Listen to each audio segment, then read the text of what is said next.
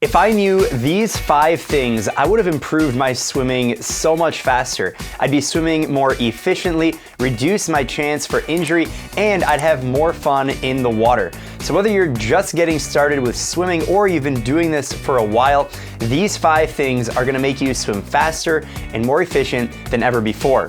So the first thing is focusing on technique. Now, we talk about technique here on the channel all the time. The water is 800 times more dense than air.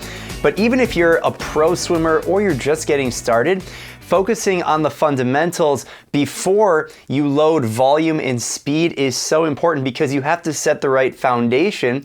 And by having the right foundation, you'll be able to actually build your volume, meaning the total amount that you're swimming, you can increase your distance, and then you can also increase your speed. If you think about building a house or building a skyscraper, the foundation has to be solid. You can't build a 100-story building on a weak foundation. And your technique is the exact same. So when you're thinking about how do you swim faster, it starts with your technique, and it's okay to slow things down, be patient, focus on the right drills. And at the end of the video, I'm gonna walk you through a specific workout example, how it all comes together. But it's so important that you master the basics of your body position, your head position, keep your eyes down when you look at the bottom of the pool when you swim, so that way your hips can come up, reduce drag, and do all of that before you focus on increasing your distance and increasing your speed. Again, this is so important, and that's why it's the first thing that I'm mentioning. You can't just swim through it. And sometimes in swimming, there's this mindset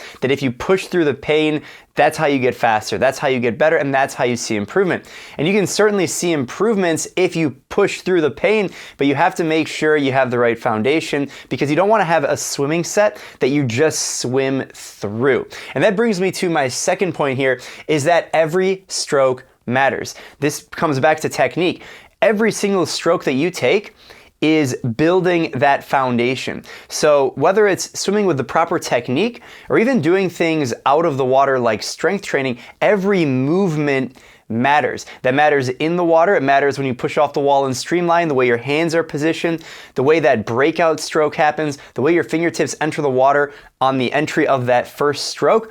And it also matters as you finish the length of the pool. I see so many swimmers take, lazy strokes into the wall, or you just carry your momentum into the finish or into a flip turn. Every stroke matters. Every single flip turn matters. Every repetition that you do, whether it's diving off the block, pushing off the wall and streamline, doing a flip turn, or even the things that you do out of the water. Could be strength training, doing push-ups, sit-ups, planks, any of the dry land movements you can check out in the MySwimPro app.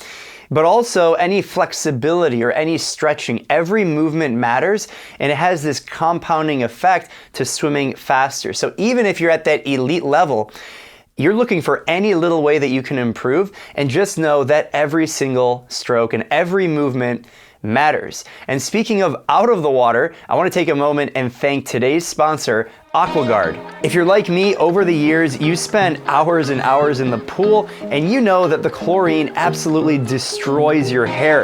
It can feel like straw, it changes color, and it makes you look like a zombie.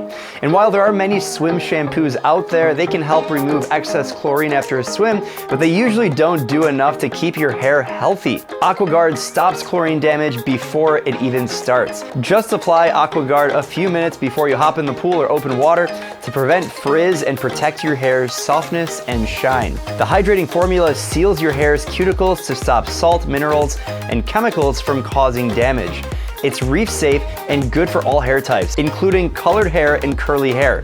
The MySwimPro team really loves AquaGuard, and I think you will too. Use the link down below in the description for 15% off AquaGuard with the code MySwimPro. Keep your hair healthy, and now let's get back into the video. The third area that we need to focus on is swimming all of the strokes. This is one of those things that they don't tell you when you're developing as a swimmer. Even at the elite level, I see a lot of swimmers that are surprised that they see improvement when they start incorporating the other strokes.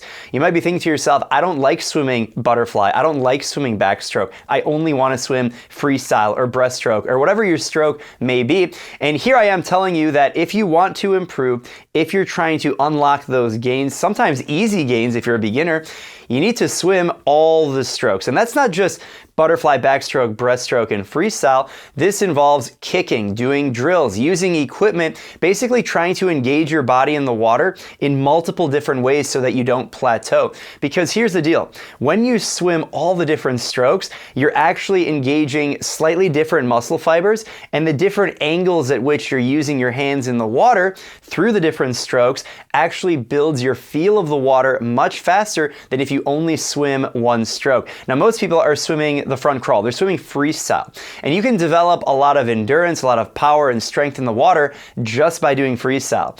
But you can accelerate that development if you do all the other strokes. I highly recommend backstroke. It gives you great shoulder flexibility and rotation and variation from what you do normally in freestyle. And most of the time, if you can do freestyle, you can probably figure out how to do backstroke. Additionally, when you do something like breaststroke or butterfly, the short axis strokes, you're working your core differently, you have different body position, and you have a very different angle at which you're pulling in the water at different phases of the stroke and different phases of the pull. So when you incorporate different strokes into your routine, doesn't mean you have to do the whole workout in butterfly, but by incorporating a little bit of different strokes into your routine, you're actually going to build your feel of the water, and you're going to do it at a faster rate. And you're gonna have more fun, because even if you focus on your weaker stroke, that can still help you improve your dominant stroke. I know it's kind of mind-blowing if you think about it. If you wanna get better at breaststroke, you might need to do some backstroke. Gives you rest from training your primary, and that rest can actually help you when you come back to training your dominant stroke. So it improves all your strokes, and I recommend leveraging equipment. It's a great way, whether it's fins, paddle, snorkel, pull buoy, parachutes with resistance, all that good stuff. Now, my fourth point here is that the way you finish a workout is how you start the next workout. If you take one thing away from this video, it might be this. This has been, in the last 5 to 10 years, one of the most significant things that's helped me in my swimming, both from a physical perspective, but also a mindset. And that is that you need to understand the way you leave the pool is how you're going to start your next workout. Your feel of the water actually translates over that 12, 24, or 36-hour window. So if you finish a workout feeling really bad, or you don't do a good cool down, or you just kind of get lazy and sloppy in the cool down, you're training your brain. That's how swimming happens. That's what swimming is. So when you get back into the pool for the next workout, your mind is reminded of the last thing that you did. And so when you get into the pool for the warm up of that next workout, you're gonna pick up where you left off. And if you left off sloppy and slow and not really paying attention to what you're doing, that's how you're gonna start the next workout. So it's so important, and we'll talk about silent swimming here in the example and how that works and how you can apply it. It's so important that you finish the workout feeling your best. And even if you had a really hard workout and you feel tired and you feel destroyed and you just wanna leave and you don't wanna do anything, you've gotta take a second, take a few minutes, collect yourself, and finish that workout properly. So that way you can pick up where you left off on the next workout. We'll talk about that in just a little bit with the workout example. And the fifth thing that I wish I knew when I got started that you can hopefully apply because you're still in the beginning of your journey is to be better than you were yesterday. This applies the same concept of picking up where you left off, but it's this idea of continuous improvement, just being a little bit better and not comparing yourself to other people, focusing on comparing to yourself, and that's it. If you notice, I have comparison here crossed out. Don't pay attention to what other people are doing. There's always going to be someone faster than you. There's always someone swimming more efficiently than you. What you can do is you can learn from your own swimming, improve upon that, and that's how you can make the most improvement. And that goes along with setting SMART goals. And so having something that is, if you're not familiar with SMART goals, specific, measurable, attainable, relevant, and time-bound.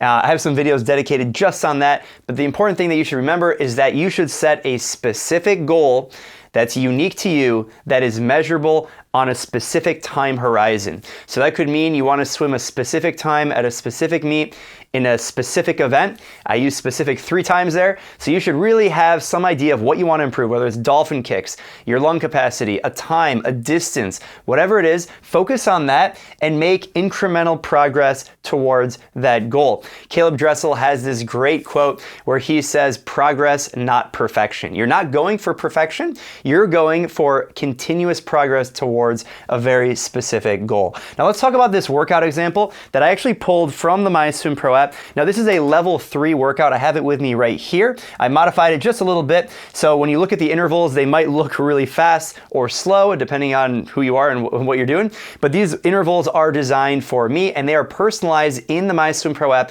based on your best times. So this workout here is level 3, 2,500 meters. It incorporates all the goodies we talked about. Let's get into it. It starts with a 300 freestyle. Here it's on the 5-minute, nice and easy. Then we go 825s kick. As you can see, it shows that we use fins on that. These are descend, they're on the 40. Then we have the last part of the warm-up, 450s drill with fins, paddles, and snorkel. They're on the minute, and we are negative splitting our stroke count. Remember, every stroke matters. So we're focusing on distance per stroke. Count how many strokes you take on the way down, and you want to take one less on the way back. That's what negative splitting is. Normally, negative splitting is referring to your actual speed.